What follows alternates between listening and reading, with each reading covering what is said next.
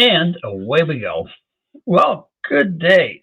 It's Maynard from Gears of Trust, your local podcast here in Fort McMurray. Today's date is the 4th of April, 2025. That's right, it's Friday. I'm recording this and then going to edit it right quick and get it up and posted. So I had hoped to get this done yesterday. I was busy with someone else yesterday in California working on another episode of the podcast. Today, I'm going to be solo on the show, and I'm going to be taking everybody to the movies. A funny question came across a discussion with the wife and I on the onset of our election here in Canada. Man, that's a pressing issue. It takes place at the end of this month. But my question to my wife was, why do we need a governor general to drop a writ and call an election? And in the province, why do we need a lieutenant governor to call an election, right?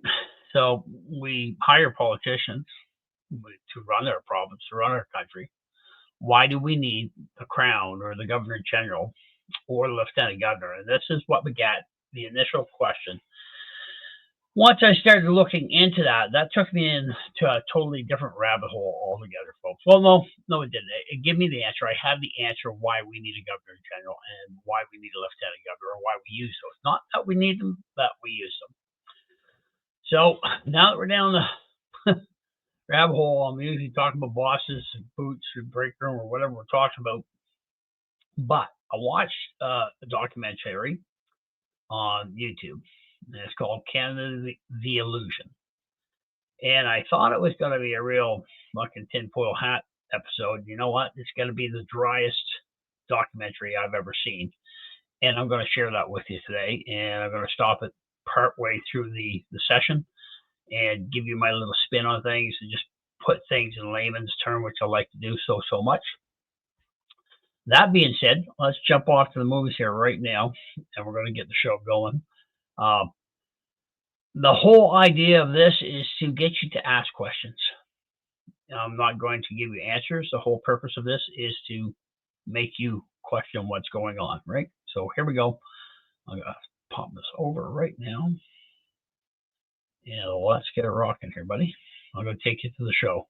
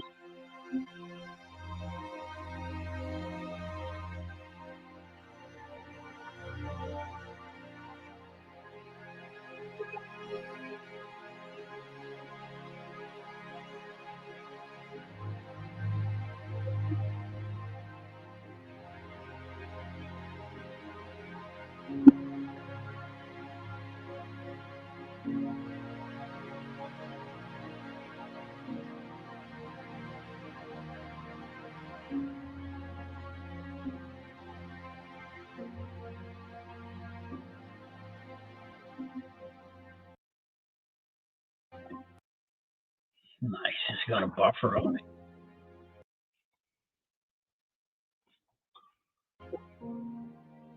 Canada. A land of endless opportunities, extraordinary beauty, and prosperity.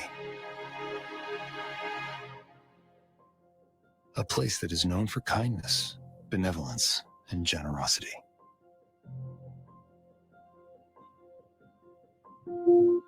A place that is built on courage, integrity, and truth. Or so it appears. Yet, something doesn't feel right. Can you feel it? The underlying sense of unease and discomfort. That feeling when you know you're being deceived, and you're wondering, how big of a lie could it be? For how long have we been lied to? How much of all this is possibly a show? A well-played theatrical performance? Or maybe it's all an illusion. Is it time to see what is behind the curtain?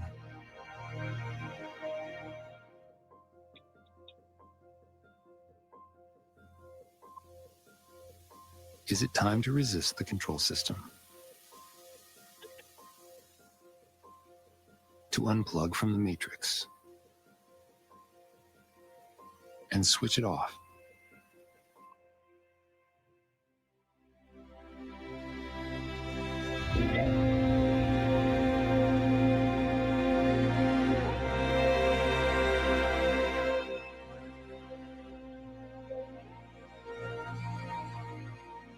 In 1759, at the Battle of the Plains of Abraham, Great Britain defeated France and renamed the colony to the province of Quebec.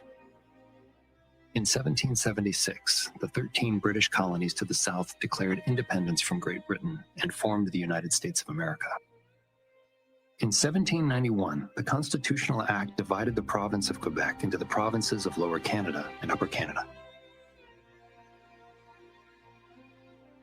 In 1840, the Act of Union merged the colonies of Upper Canada and Lower Canada into the province of Canada.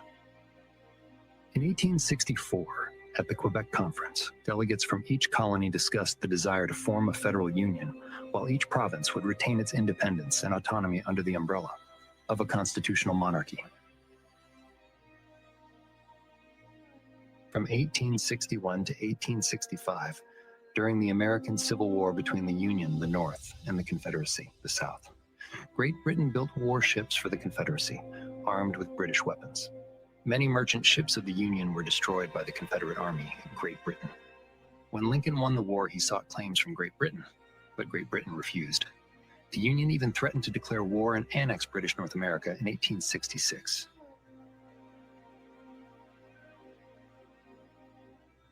In 1866, John A. Macdonald, chairman of the delegates from the colonies, participated in finalizing the Kingdom of Canada Bill at the London Conference to draft the BNA Act. Great Britain had a dilemma: risk a possible war with the United States of America, pay reparations for the sinking of the Union's ships, grant the colonies in Canada self-governance. Queen Victoria needed a clever solution.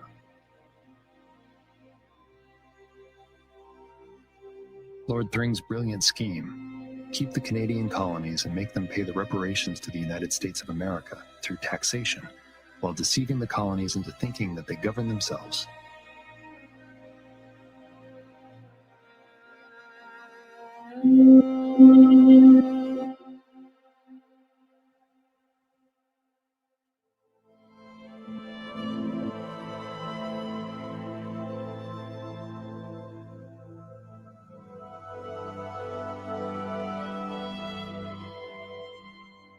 On March 29, 1867, the British North America Act received royal assent, meaning it was formally approved by the court in Chancery. It went into effect on July 1, 1867, and created a united colony known as the Dominion of Canada. Until 1982, July 1st was celebrated as Dominion Day. Since 1982, July 1st has been celebrated as Canada Day, when the BNA Act was renamed the Constitution Act. Let us take a closer look at the original BNA Act 1867.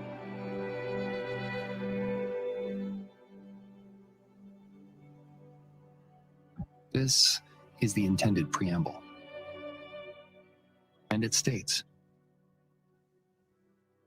by reason of the request of the colonies for federal government, it is expedient, therefore, that they have laws and regulations to guide them.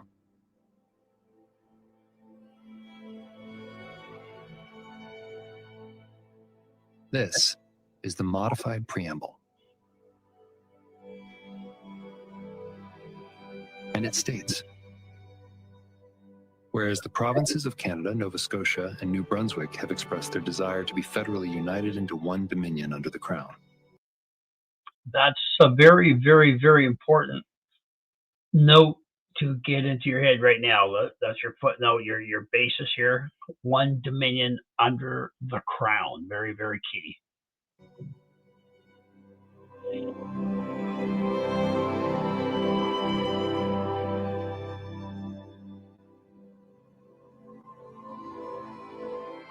1889 Interpretation Act defined a British possession to be any part of a dominion, and it defined the term colony to be any part of a dominion. These are legal definitions, people, that we carry right through to this very day. 4th of April 2025, these definitions are still in effect. The Dominion of Canada was clearly a colony of Great Britain and not an independent country. The colony did not confederate in 1867. The BNA Act was not brought back to Canada for the United Colony to sign and ratify. The original BNA Act is located in the United Kingdom and has always been the property of the United Kingdom and not Canada.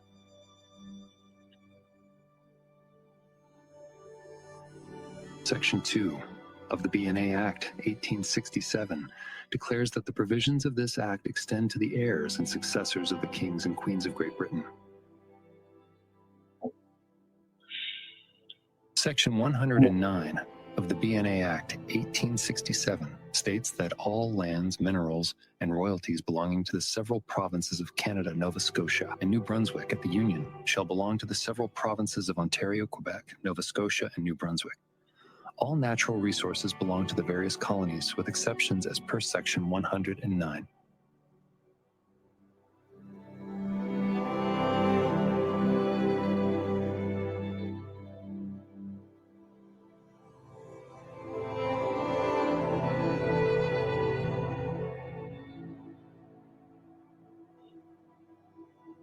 More land was to be added to the Dominion of Canada through use. If the Dominion could use the land, then they could claim the land.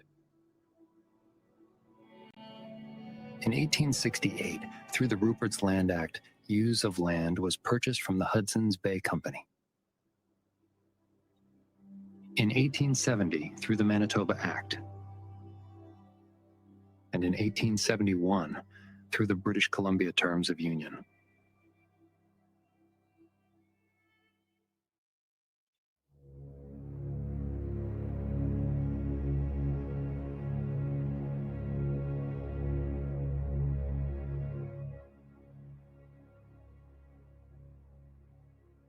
In 1871, the Treaty of Washington was concluded. It settled the claims between the United Kingdom and the United States of America, even though the United Kingdom never admitted any wrongdoing. However, it is interesting to see whose names also show up. Sir John Alexander MacDonald, Knight Commander of the Most Honourable Order of the Bath, a member of Her Majesty's Privy Council for Canada, and Minister of Justice and Attorney General of Her Majesty's Dominion of Canada, and Montague Bernard. Very important here to understand that Sir John A. Macdonald was a member of the Privy Council for Canada, right? And Most Honourable Order of the Bath. This is all going to tie together here, folks. You know who the players are.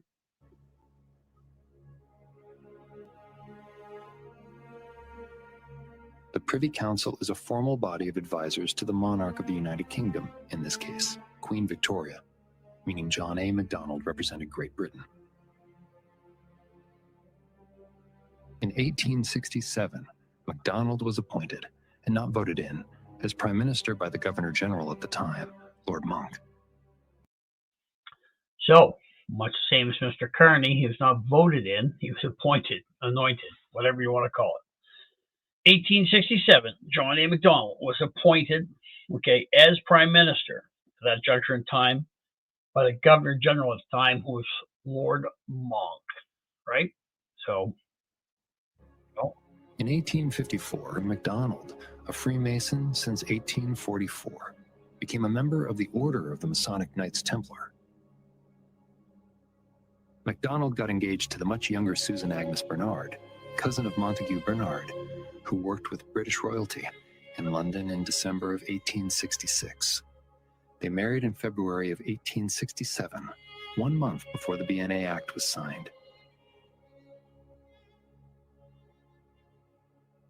John A. Macdonald was the one who helped Queen Victoria achieve her grand scheme of deceiving the colonists into thinking they were now self-governed and had confederated. He received generous titles, appointments in the British monarchy, and a much younger second wife in addition to his annual salary of $5,000 equivalent to $125,000 today, in return for a betrayal of the colonists.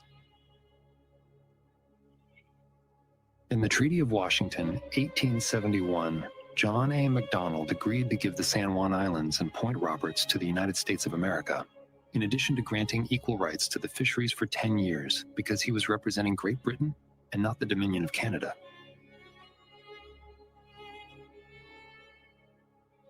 How can he be called the father of Confederation and a hero by some when a confederation was never achieved, and when he in fact betrayed the colonists?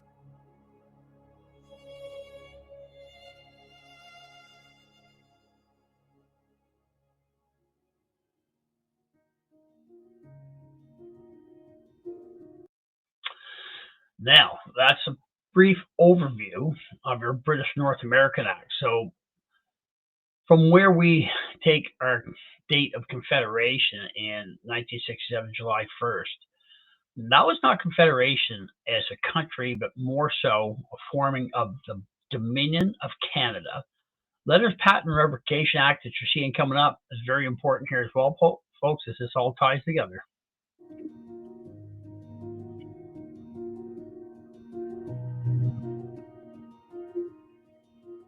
By means of the Letters Patent Revocation Act, 1878, the British monarchy instituted the office of Governor-General of the Dominion on a permanent basis. The most important part is found in Section 9 of the Act. The British monarchy declared full power and authority through letters patent, including their heirs and successors. Letters patent are an official declaration used to grant patent rights by the Crown and Chancery to officially grant titles and office to people or make other declarations.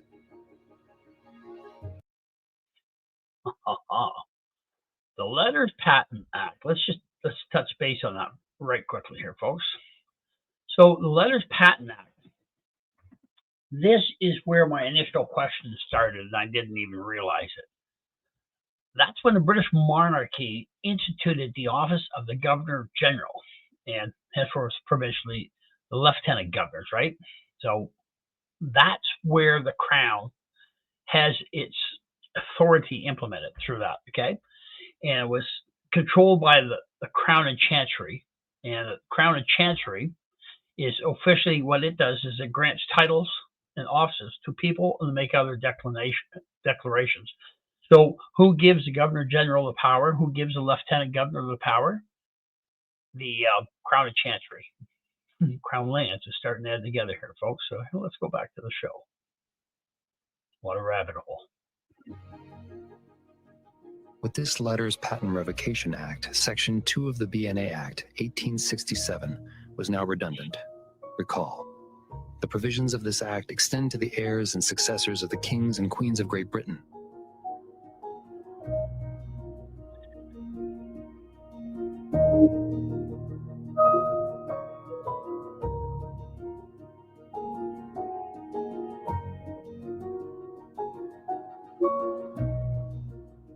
On June 19, 1893, the Statute Law Revision Act was passed. With it, Queen Victoria explicitly repealed Section 2 of the BNA Act, 1867.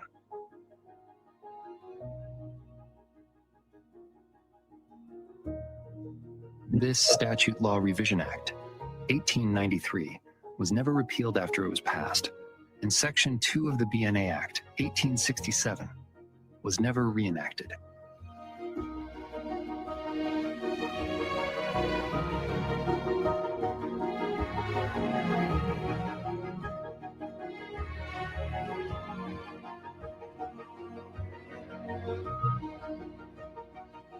Queen Victoria died on January 22, 1901, from a brain hemorrhage while residing at Osborne House. Interestingly, during the same time as Guglielmo Marconi fired up a very powerful radio wave antenna just 12 miles away. With her death, the BNA Act died as well, due to the repeal of Section 2. Did this remove the British monarchy? No. because of the Letters Patent Revocation Act 1878. Did this end the Dominion of Canada? No, because of the Letters Patent Revocation Act 1878 and the Interpretation Act 1889. Recall the definition of the term colony. The Dominion of Canada and the British monarchy carried on under Edward VII.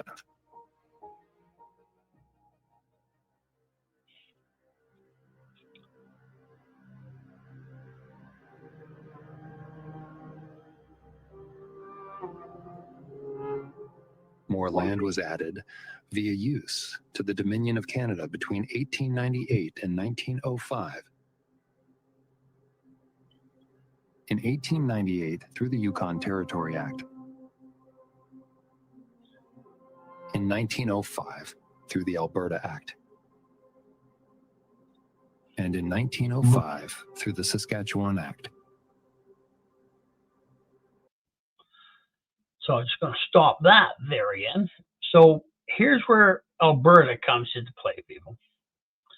So Alberta, Saskatchewan, in 1905, under the Land Use Act, right, was basically confiscated and taken over by the Dominion of Canada, right? So Canada at this juncture in time is, I hate to break the news to you, is not a country, okay? And you're going to see this a little bit farther down the road.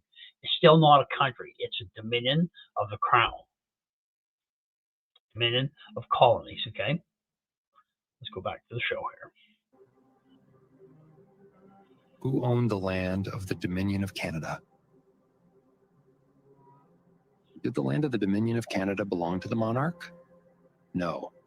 The Crown and Chancery held the title to all British lands, including the Dominion of Canada. The Crown and Chancery. Never hear of Crown land? To this day, 2025. It's this. I'm going to tie this all together, folks. The Crown and Chancery is the Department of Lands of Britain. It was established by the Privy Council. Also, member of the Privy Council, Sir John A. Macdonald, remember, who was appointed Prime Minister of Canada. Appointed Prime Minister of Canada. The Crown is a corporation soul. It represents the state in all its aspects. It can be used to refer to the office of the monarch or the monarchy as institutions. It can be used to refer to the rule of law or the functions of executive, legislative, and judicial governance. This is why all government and public land was called Crown land until it was granted by means of a Crown grant, also referred to as a land patent. The monarch was just a figurehead. The king or queen was not a sovereign any longer because they did not own the land. The governor general had more authority. He was also a corporation sole, given the sole government of the colony, with the assistance of members of the Privy Council and appointed by the Crown and Chancery. So, there we go. So let's just recap that again. That's why government and public land was called Crown land until it was granted by means of a Crown grant, the land patent, okay? At which point in time when the Crown and Chancery grants that, then Dominion of Canada has power over it. I dug into another rabbit hole by mistake here this morning that shows me a period of 50 years of land patents, and that's going to blow you away, but that's a different show for a different day, folks, right? So the monarch was just a figurehead. Monarch, or a king, being a sovereign owns the land, okay? Just remember that. Very, very another key definition going down the road here.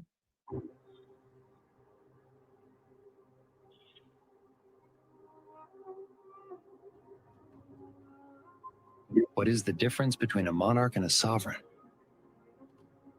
Authority of government originates in the title to land. A king or queen is a sovereign when he or she has absolute authority over the land, and thus absolute power. A king or queen becomes a monarch when he or she does not have absolute authority over the land. The king or queen alone has no power. The title to all British lands was held by the Crown and Chancery and not by the king or queen. All government and public land was called Crown land. Okay, so going forward, very important to remember who is a sovereign. And when one is given sovereignty, who becomes that sovereign? That's a very critical thing to pay attention to in this legislation. And this is dry as hell. I hated history when I went to school. Maybe I've been a smarter man, I would have paid attention. But the fact is, I'm a mechanic, and I learned by doing. And guess what? We're doing. The Governor General had sole authority to govern Canada as a corporation sole, with the advice of the Privy Council. He was appointed by the commission created in 1878, and not by the King, or the Queen, or the House of Commons, or the House of Lords.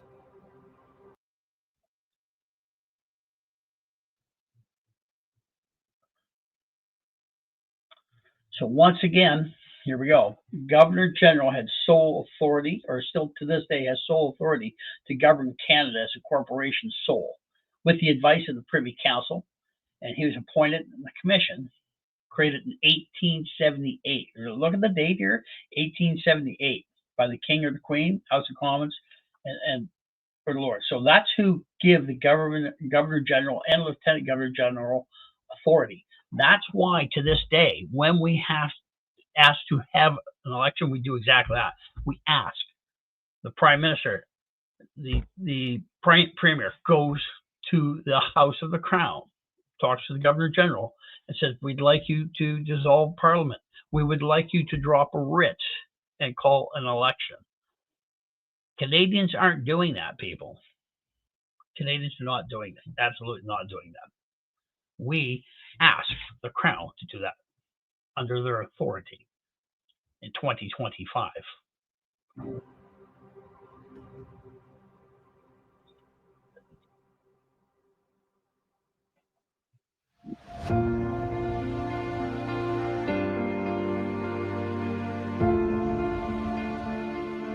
In September of 1926, Russell Rogers Smith of the Native Sons of Canada, a movement aimed at fostering national spirit, creating Canadian nationality, adopting a Canadian flag, and having more autonomy, presented a resolution to the Prime Minister, Mackenzie King. One main request of that resolution was the necessity of elevating Canada constitutionally to the status of a sovereign nation, and to confer on Canada an equality of status with Great Britain. It requested an equal and independent sovereignty under the Crown of Canada.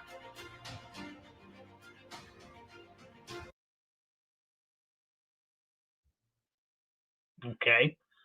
September of 1926, not July 1st, 1867. September 1926, Russell Rogers Smith, right? He put together a resolution, and he explained the necessity of elevating Canada constitutionally to the status of a sovereign nation. Remember? Because we were the Dominion of Canada. The Dominion is an assembly of colonies owned by the Crown. Just want to get this straight, people, so we all know where we're at. Another request was that Great Britain should not be allowed to make Canada pay for any claims that may arise out of Great Britain's defense actions. Another important request was that all natural resources of Canada belong to the people of Canada and not Great Britain. The resolution further requested that the roles and authority of the Governor General be fundamentally changed for the benefit of Canada. As we will see, it was the work of Russell Rogers Smith that would have paved the path to real freedom.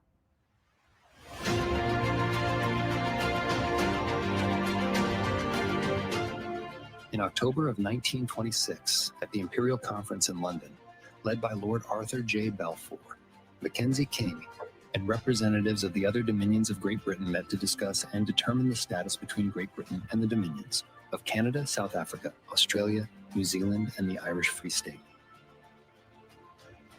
What? There were other dominions? It was not just the Dominion of Canada? Is that for real? So we have the dominions of South Africa, Australia, New Zealand, and the Irish Free State. Oh, there were other dominions involved too, as well as the Dominion of Canada. The report concluded that the dominions are autonomous communities within the British Empire, equal in status, in no way subordinate one to another in any aspect of their domestic or external affairs, though united by a common allegiance to the Crown, and freely associated as members of the British Commonwealth of Nations.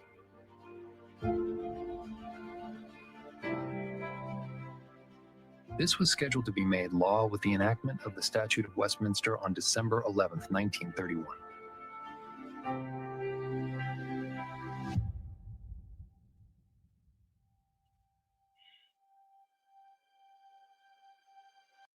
Damn, this is the most important legislation you are ever going to learn of.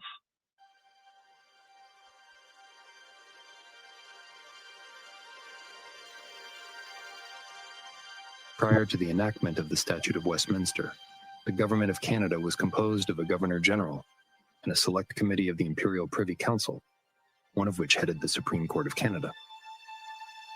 Any member of the Imperial Privy Council was a member of the Government of Canada. The House of Commons, the Senate of Canada, the Privy Council for Canada, which was appointed by the Governor-General, and the Lieutenant Governors of the provinces were to aid and advise the Governor-General in the government.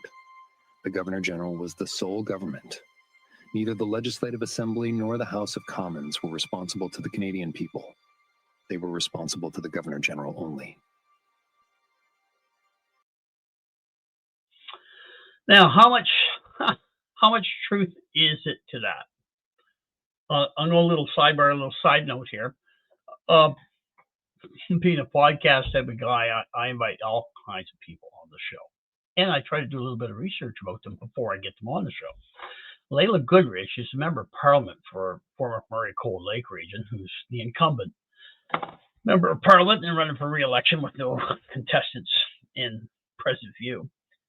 I asked her to be on the podcast, and she threw a bunch of word salad at me. Ironically, what I did do is I did some history on her and checked her voting patterns in the House of Commons for the last 4 years.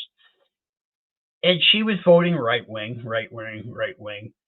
maybe a little in the middle, right wing. But every month, she voted yay to sending funds to the British government every month, like rent payment. I will dig down that rabbit hole, okay? But what we need to understand, so the House of Commons, Senate of Canada, the Privy Council for Canada, which is appointed by the Governor-General, the Privy Council, very important. Lieutenant Governors of province were to aid and advise the Governor-General in the government. The Governor-General was the sole government. Neither the Legislative Assembly nor the House of Commons are responsible to the Canadian people. They're responsible, truly, to the Governor-General only. So let's get back to the show on this one. This legislation, Statute of Westminster, is pivotal in this country. Each Lieutenant Governor, appointed by the Governor-General, was also a corporation sole, acting as the representative of the Governor-General, and not as a representative of elected representatives or the people. As we will see, the Statute of Westminster is the most important document in the history of the landmass known as Canada.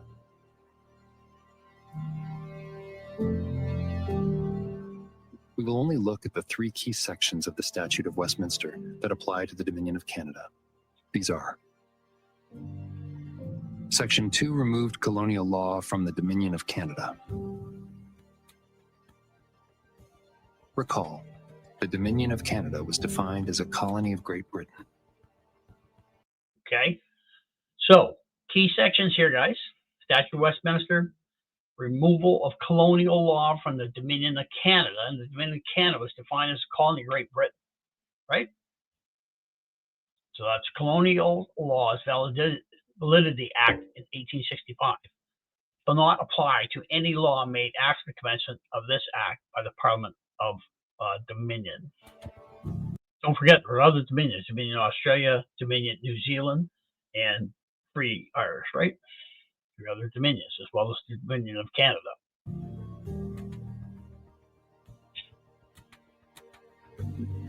No law made by the Parliament of a Dominion is void just because it may not be in accordance with British law.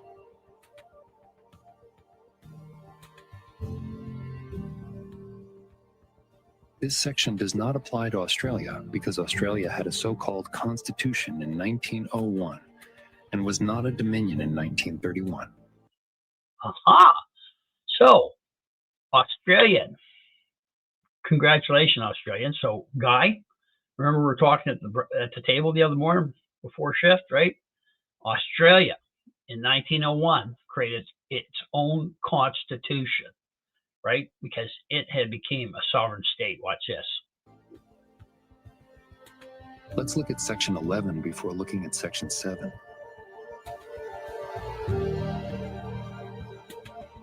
Section 11 of the Statute of Westminster severed the connection between the Dominion and a colony of Great Britain.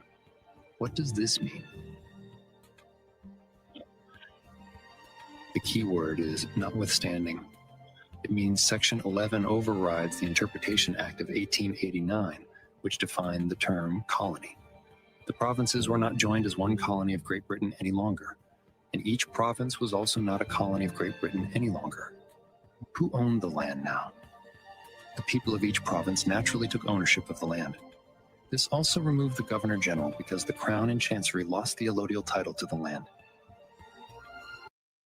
Okay, so Section 11 of the Statute of Westminster, right?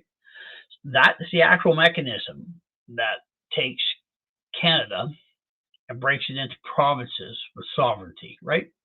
So it severed the connection between the Dominion and a colony of Great Britain, right? So notwithstanding anything in the Interpretation Act of 1889. So this act here circumvents that. The expression of a colony shall not, in any act of Parliament of the United Kingdom passed after the commencement of this act, include a Dominion or any province or state forming part of a Dominion. So that the Crown says we wash our hands of it. Okay, you kids are out of the house, basically. There is no intermediate status between that of a colony and that of a sovereign state. No confederation happened because the provinces had never been sovereign states. Section 11 finally raised each province of Canada from the position of a colony to that of a sovereign state. That, my friends, is so important, right? So what that did, that legislation, Section 11 in the Statute of Westminster, so there's no intermediate status. You don't leave the Dominion of Canada, which is a group of British colonies, and become a country. You have to have a process from moving as a colony to a country. Does that make sense? So no confederation happened because the provinces had never been sovereign states. Prior to the Statute of Westminster in 1931, provinces never had sovereignty, okay? No confederation happened because provinces never were given that sovereignty. And so what this did, Section 11, it gave them that sovereignty of their own province to the people, sovereignty to the people.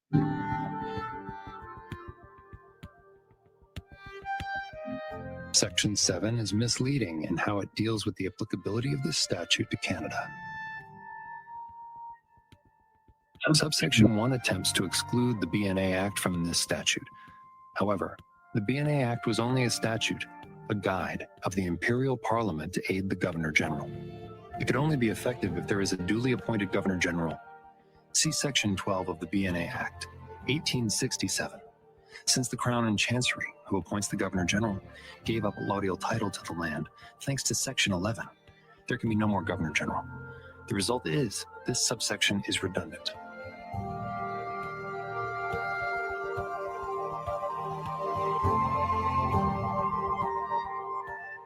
Subsection 2 clarifies that Section 2 of the statute removing colonial law also applies to any of the provinces. This makes each province a sovereign state, nation, or country, because confederation never happened. Only sovereign states can join into a confederation, and the provinces were not sovereign until the Statute of Westminster was passed. Okay, wow. What does that mean? What that means is that if people who want to get out of confederation, blah, blah, blah, blah, blah, blah, secession, Quebec, all that stuff, guess what? Each province has its own sovereignty. And this is going to tie in a little bit farther here too, because we're going to go into the Meech Lake Accord, and it just gets better and better and better, folks. So people feel alienated in Alberta, think of separation. You need to share this. You need to share this, and you need to share this. It took me, I've watched this video 8 times to grab the complexity of it and the magnitude of what this implies. Back to the show, folks. Once again, subsection 2 clarifies that subsection 2 clarifies that section 2 of the statute removing of colonial law, right, over the colonies, also applies to each and every province. This makes each province a sovereign state from this juncture in time forward. Okay, 1931, right? Because Confederation never happened, and Confederation did not happen in 1867.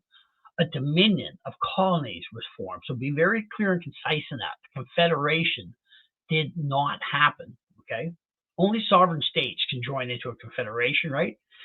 And the province weren't sovereign until the Statute of Westminster was passed in 1931. So in 1867, the provinces didn't even have the power, authority, and ability, okay, to form a confederation. Back to the show.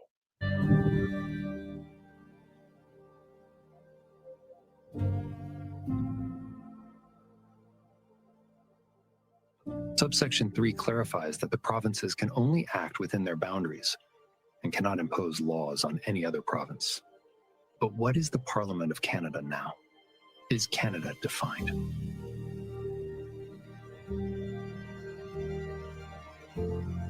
In summary, Section 2 removed colonial law from the Dominion of Canada as it was a colony of Great Britain. Section 7 removed colonial law from each province. Section 11 removed the status of colony, which immediately ended the Dominion of Canada. It also immediately removed the Governor General. There is no intermediate status between that of a colony and that of a sovereign state. Sovereignty and the ownership of land go hand in hand. No confederation happened because the provinces had never been sovereign states. Each province of Canada was now for the first time a sovereign state. Okay, old guys back here again, folks. So, the summary. Section 2 removes colonial law from the Dominion of Canada, which made us a colony of Great Britain, right? New Zealand was colony. Australia was colony. Irish Free State, colonies. All 4 of us, 4 colonies, okay? Section 11 removed the status of colony, and which ended the Dominion of Canada, and it also immediately should have removed the Governor General position, which was designated by the Chancery, Crown and Chancery. Remember? That's the Lands and Titles Office. They set up, as part of the Privy Council, the Governor General, right? There's no intermediate status between that of a colony and that of a sovereign state, okay? It's immediate. There's no transitional phase, right? It's not like we're going to say we're going to take 3 years to move from a colony to a sovereign state. Sovereignty and the ownership of the land goes hand in hand. And no confederation happened, once again, like I said before, because the provinces were never sovereign states to start with. So each province in Canada, as of 1931, Statute of Westminster, now have true sovereignty. This status has not changed since December 11, 1931. No province has held a constitutional convention. No province has seated a de jure lawful government.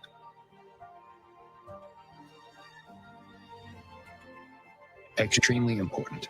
Every politician, every governor general, every prime minister, every law, every act, everything has been illegitimate since December 11th, 1931. Anything that was passed after this date is not applicable to the people of each province. Wow. So there is that in a nutshell, right? So as of December the 11th, 1931, no province has held a constitutional convention. No province has. No province is ceded a de jure. Or de jure is what is referred to as a lawful government, okay? Every politician, governor general, prime minister, law, acts, everything's been illegitimate since that date. Anything that was passed after this date is not applicable to the people of each province, as written by the law, right?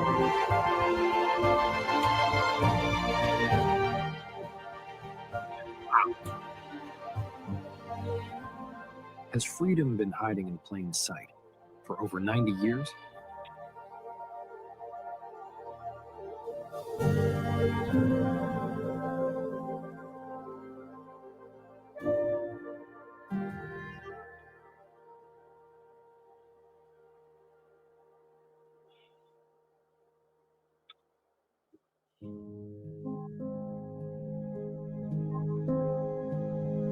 What happened after the Statute of Westminster was passed? Did the people in each province hold constitutional conventions and seat a de jure government? Sadly, no. Russell Rogers Smith said in the 1940s,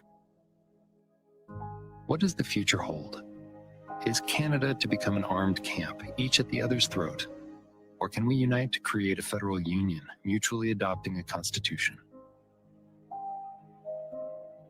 It is very likely that many people did not comprehend at the time what the Statute of Westminster had actually achieved. The Great Depression also impacted many people who were desperately looking for help. In addition, it is likely that many of the politicians at the time did also not comprehend what the passing of the Statute of Westminster really meant. Also going on in the world during the time of 1931, let's pull up my buddy ChatGPT here. 1931, we had the Great Depression, and we had World War II. Well, World War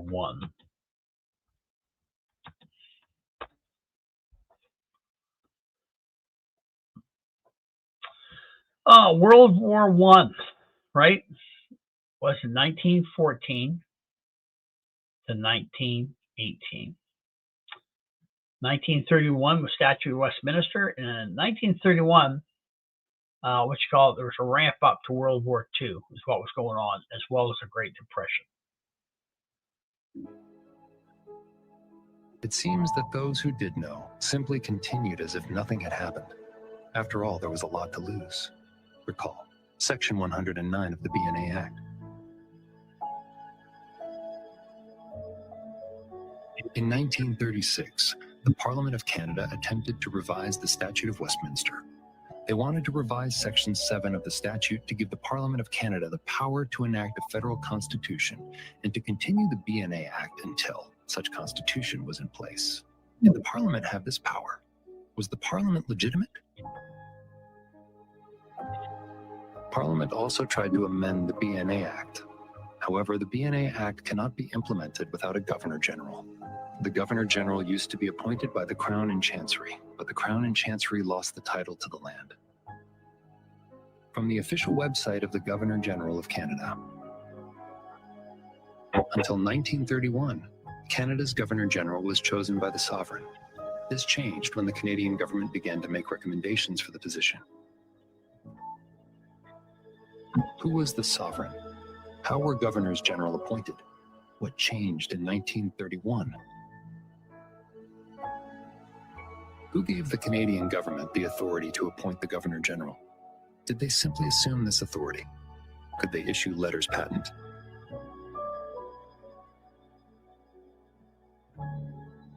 In 1945, Walter Cool, a member of Parliament from Alberta, addressed the House of Commons and presented a detailed speech about the constitutional problems.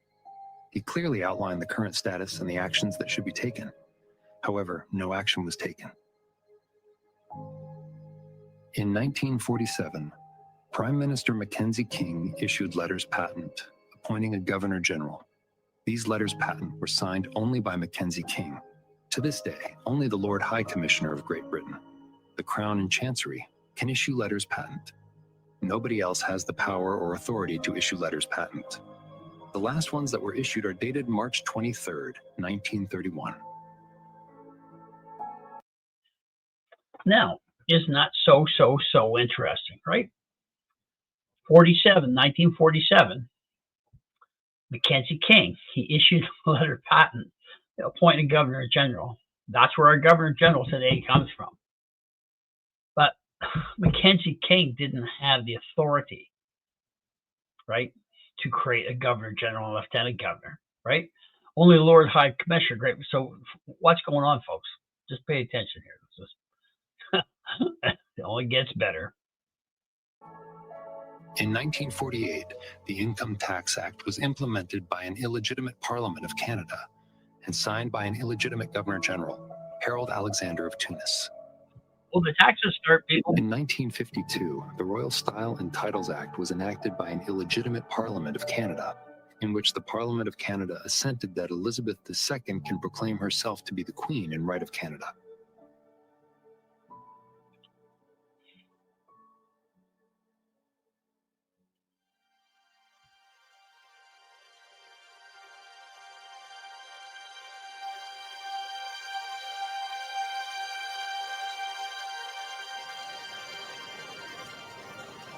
The moment the Queen puts her signature on Justin Trudeau's dad, for those who have never seen him.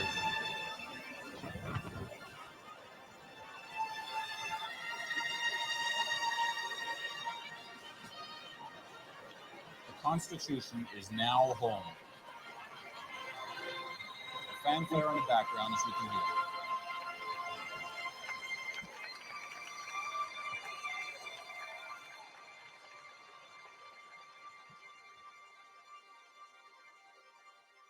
In 1976, Walter Cool, a member of Parliament from Alberta, wrote a letter to René Lévesque, Premier-elect of Quebec, explaining that Quebec does not need to seek a formal separation because the province has been completely independent and sovereign since December 11th, 1931, just like every other province.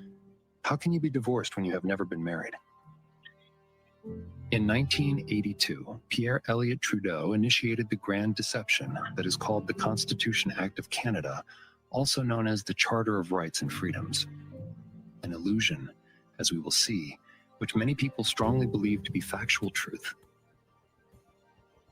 Trudeau is said to have patriated, which means to transfer legislation to an autonomous country from its previous mother country, the defunct and meaningless BNA Act 1867 to Canada. Why did he only bring a photocopy? Why does the original BNA Act 1867 still reside in the parliamentary archives of Great Britain? Trudeau urged all provinces to ratify, which means to give formal consent to make something official, the document, so that Canadians could enjoy their new constitution as soon as possible. Did all the provinces sign? Was it ever ratified? So, isn't that exciting now, people? So we take a look at that now. Let's just have a quick little Google. So what does this all mean? So if we jump into 1982, they say we finally got our Constitution, right? But here's what they don't say in history book. There was no referendum. There's no public consultation. Pierre Trudeau, the premiers, got together and they signed off on it. And boom, they got a deal done. Apparently, and you're going to see how that deal didn't really get done. And that's like changing your, think of it at work, if you're changing your company pension plan and you're calling it a team decision, but you weren't even in the fucking room, right? They call it patriation, but the people, we didn't even get invited to the birthday party. All 10 provinces still had their own sovereignty. None of the 10 provinces had entered into any type of confederation. Because remember, 1931, December 11th, Statute of Westminster is when they finally attained their sovereignty. So in 1867, the Dominion of Canada was formed. And I remember when we started down this road in 1982, and my dad was an Acadian. He's a French guy from fucking half Quebec, half that. And my mother was Irish. Her father come right from Ireland. And my dad thought this was such bullshit because fucking, what's this Canadian Constitution? We're not even a fucking country yet. My father was a layman, a welder, mechanic, master of all trades. He knew back in 1982 that Canada was still a Dominion. In 1981, July 1st, it was still Dominion Day. It was still Dominion Day. Once Justin's old man, right? No, well, Fidel Castro wasn't involved with that. When Pierre Elliott Trudeau did this deal of 1982, that's when the real illusion began, because, in fact, Canada at that juncture in time was not a country, and a constitution or freedoms, charter of freedoms, yeah, it just gets nastier and nastier. We'll go back to the show. You'll see.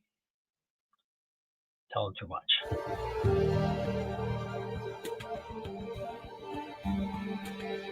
Section 58 of the Canada Act, 1982, states that this act would only come into force by proclamation issued by the Queen or the Governor General, and only if the conditions of Section 59 were met.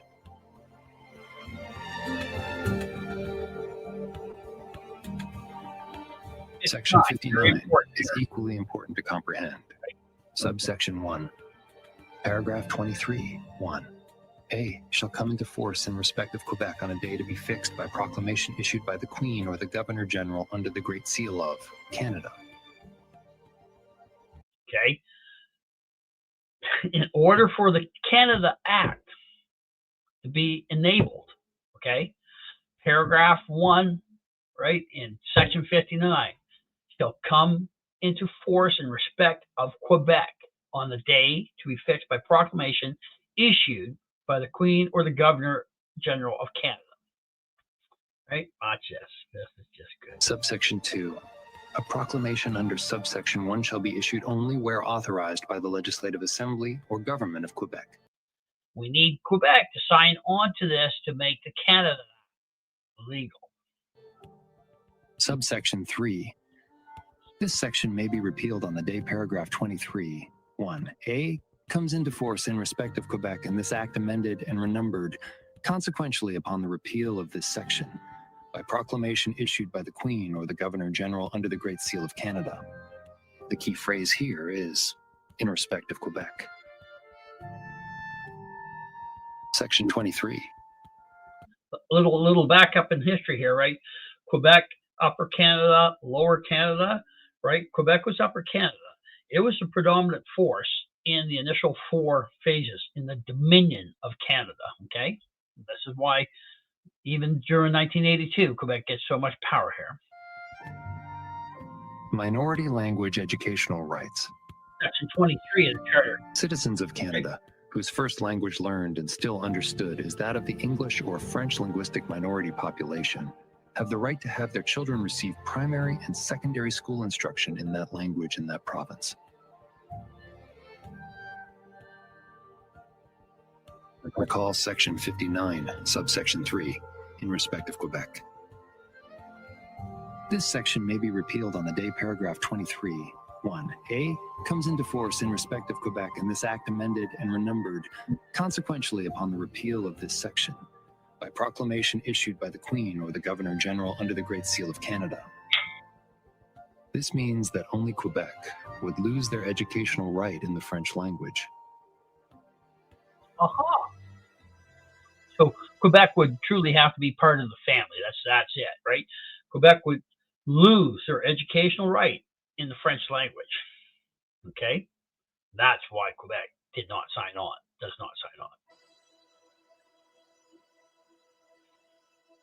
What were the steps to ratify and enact the Canada Act, 1982? 1. All provinces would need to sign Schedule B of the Act, the Charter of Rights and Freedoms. 2. Quebec would need to authorize a proclamation to enact Section 23, 1A of the Act. 3. Section 23, 1A would be enacted through a proclamation. 4. Section 59, 3 would be enacted through a proclamation to repeal Section 59 and renumber the Act. 5. Section 58 would be enacted through a proclamation to pass the Act. A total of 3 proclamations were needed to pass the Act. Which of these steps have been completed? None. Are you getting that? So, the Canadian Constitution, Charters of Rights, Freedoms. So, we need 3 proclamations to pass the act. 3. Guess what? 0, none, nada, nothing. Never got passed, right? These steps have not been completed to ratify and enact the Canada Act. To put that modern day terms, that's the same as when Justin Trudeau was going to said he was going to take 66% on capital gains tax, and CRA acted on it without going to vote in the House of Commons. Guess what?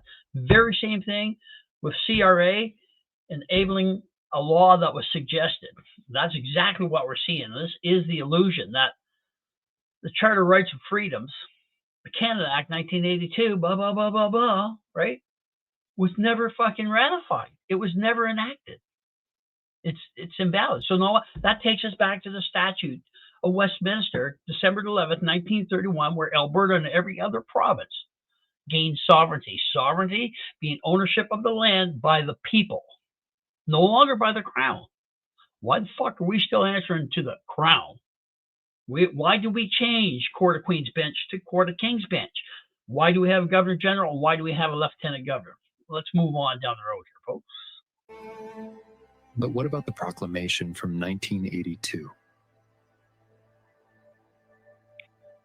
From the Royal Proclamation, 1982. Now know you that we, by and with the advice our Privy Council for Canada, do by this our proclamation declare that the Constitution Act 1982 shall, subject to Section 59 thereof, come into force. Subject. Recall, subject to Section 59 means 2 proclamations must be made before the final proclamation to pass the Act, Section 58, could be made.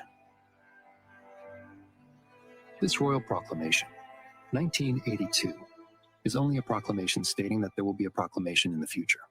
Nothing was passed. Nothing was enacted. There is no Constitution. There is no Charter of Rights and Freedoms. The Royal Proclamation 1983 had nothing to do with the passing of the Canada Act 1982. This act simply converted the status of Aboriginal people from sovereigns to persons. Even the 1987 Meech Lake Accord and the 1992 Charlottetown Accord failed to enact the Canada Act 1982, also known as the Constitution Act 1982. That's pretty critical there, people. 1987 Meech Lake Accord, right? Brian Mulroney championed that. 92 Charlottetown Accord. What those 2 accords was an attempt to make Canada truly a country. And you remember we needed 3 articles, right, to be move this thing forward, right? So we're into 1987 now. The Charlottetown Accord fails to enact Canada Act. Reminder, everything since December 11th, 1931 has been illegitimate, null and void.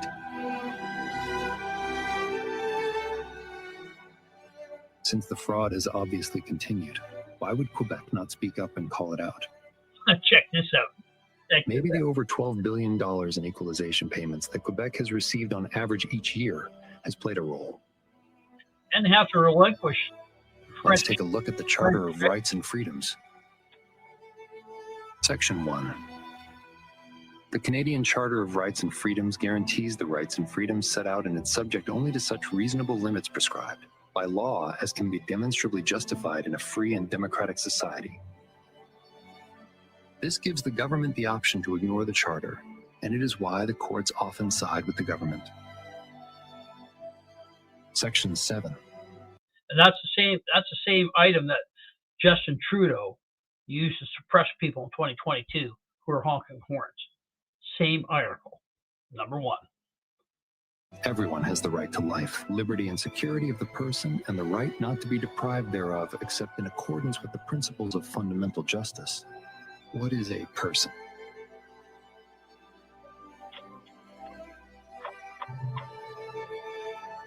Section 32. This charter applies to the Parliament and Government of Canada, and to the legislature and government of each province. Does the charter apply to the living men and women or only to persons?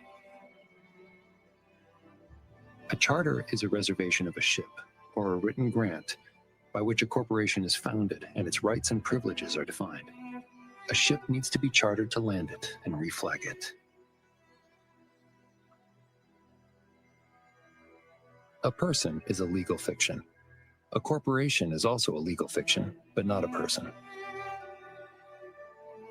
The charter was meant to create a ship at sea, which was intended to bring maritime law onto the land.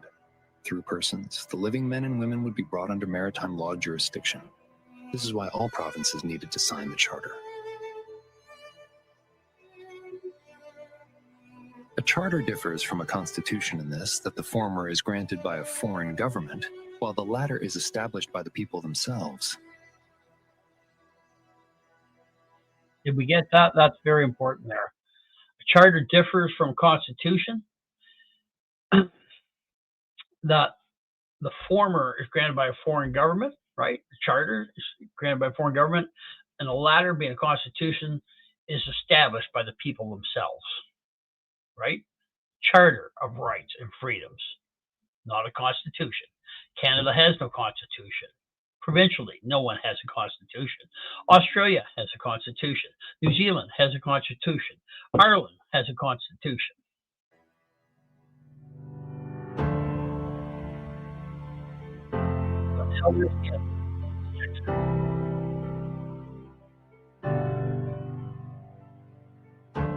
There is no lawfully established independent country called Canada. There is a geographical area that is comprised of sovereign nations, also known as provinces. How exactly is Canada defined in the Interpretations Act, 1985? Canada includes the internal waters of Canada and the territorial sea of Canada. Canadian waters includes the territorial sea of Canada and the internal waters of Canada. Internal waters means the internal waters of Canada and includes the airspace above and the bed and subsoil below those waters. Territorial sea means the territorial sea of Canada and includes the airspace above and the seabed and subsoil below that sea. The land is not included anywhere. Why? Because they lost access to the land when the Dominion ended with the Statute of Westminster, when the land was naturally returned to the people. December 11th, 1931, right? So now let's move forward to 1985, the Interpretations Act, defining Canada. The actual definition of what is Canada. Land is excluded from that definition. And why is that? Because December 11th, 1931, we're going to the Statute of Westminster, and that land was no longer owned by the Crown and Chancery. It was returned to the people. Sovereignty. Through the person, the all caps name on all forms, IDs, licenses, passports, birth certificates, etc., you have submitted yourself to operate within maritime law. Maritime You law. own those privileges that the corporation grants to you. Those do not include unalienable rights.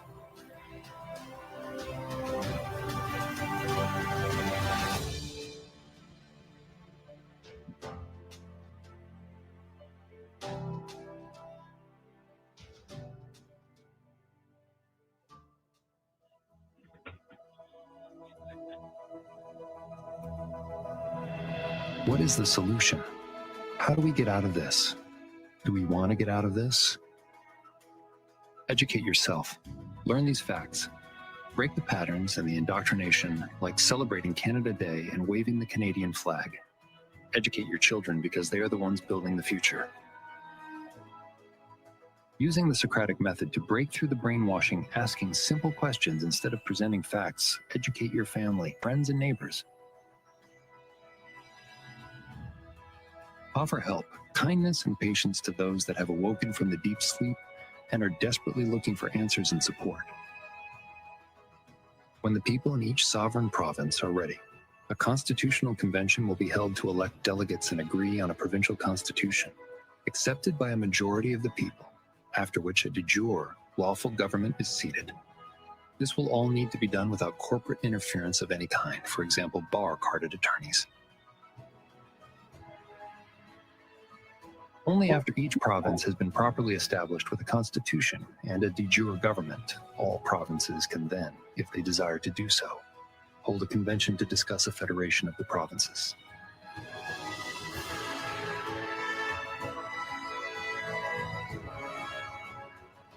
We have been living under communist tyranny as slaves within a corrupt, corporate, yet illegitimate system based on maritime law for decades. Some people like it, but most don't. Waving and displaying the Canadian flag is not a symbol of freedom and free spirit, because it is the symbol and trademark of an evil corporation. When you wave this flag, you are submitting yourself to the color of laws of the corporation. For many years, people did not want to hear the truth. The truth and its speakers were ridiculed and silenced. Lately, though, more and more people are suffering at the hand of communism, and they do not like it. They see that something is deeply wrong. Since the people on the landmass known as Canada have been indoctrinated for decades and conditioned to be obedient slaves of the system, many may have to suffer immensely to be broken enough to accept the truth and to have the will to change. If recent worldwide events are any indication, then nothing can stop what is coming.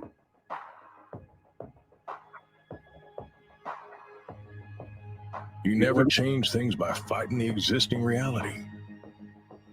To change something, build a new model that makes the existing model obsolete.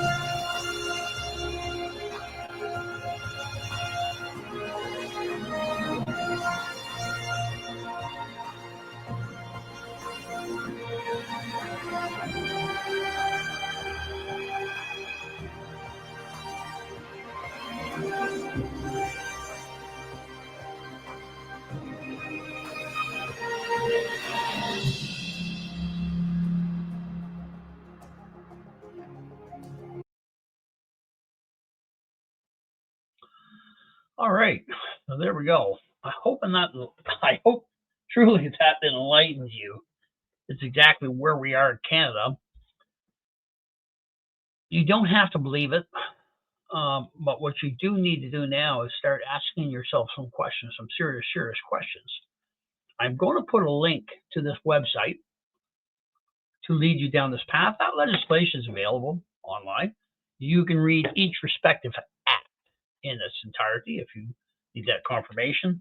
But folks, guess what? Alberta doesn't need a referendum to separate. We haven't even formed a constitution to become a province or a state or whatever we want to be. And that, thanks to Quebec, the federal government attempted to resolve that issue to fix the statute in 1931. Remember, Statute of Westminster, December 11th, 1931. That's when we gained sovereignty. We could not have been a confederation July 1st, 1967. We became a dominion. Dominion is a group of colonies owned by Great Britain. 1967, 100-year anniversary of the Dominion of Canada. 1982, Justin's old man realized something was wrong, and he had to enact the statute of 1931.